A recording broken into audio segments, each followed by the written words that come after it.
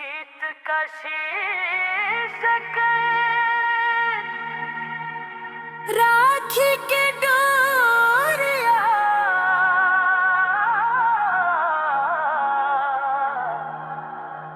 जन्म जन्म के प्यार। राखी के डोरिया जन्म जन्म के प्यार।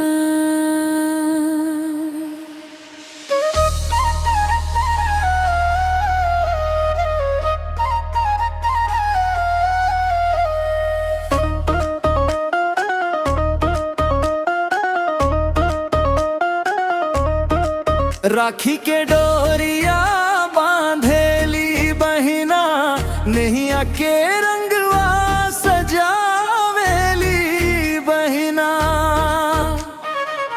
माथे तिलकवा अखियाँ में प्यार सदा रहे भैया खुशहाल संसार। दुआ करे बहिना हर जन खातिर संग रहे भैया हरदम हमार। राखी के डोरिया ना टूटे कभी भैया बहन के प्यार छूटे ना कभी। सुख दुख में साथ निभाइब हो जन्म जन्म तक राखी बांधइब हो।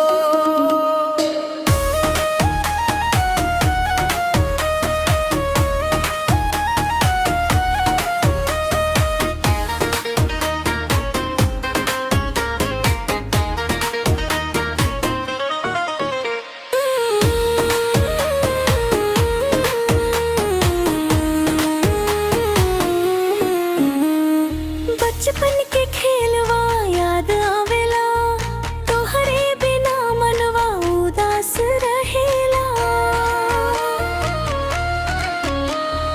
रौरा हंसी में बसल बा जहान भगवान रखस हमेशा सम्मान।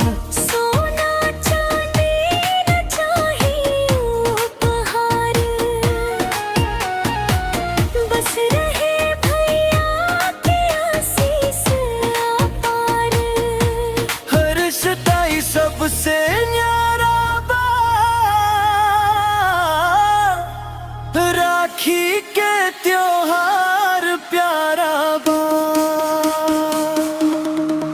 राखी के डोरिया अमर रहो भैया बहन के प्यार अमर रहो। हर साल ई त्योहार आवे खुशियन से घर आंगन सजावे। राखी के शुभ अवसर पर सब भाई बहन के ढेर सारा प्यार। हैप्पी रक्षाबंधन। ये गाना 3-4 मिनट की भावुक धुन पर बनाया गया है और YouTube तथा DJ सॉफ्ट रीमिक्स दोनों के लिए उपयुक्त रहेगा।